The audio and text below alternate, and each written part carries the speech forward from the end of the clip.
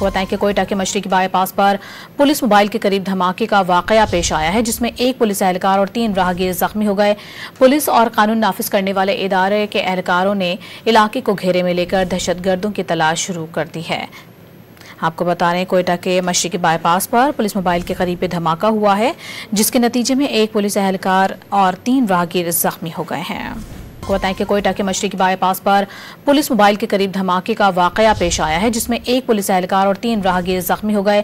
Police और कानून नाफिज करने वाले इदारे के एहलकारों ने इलाके को घेरे में लेकर दहशतगर्दों की तलाश शुरू कर दी है। आपको बता रहे हैं कोयटा के मशरकी बाईपास पर पुलिस मोबाइल के करीब धमाका हुआ है, जिसके नतीजे में एक पुलिस एहलकार और 3 राहगीर जख्मी हो गए हैं।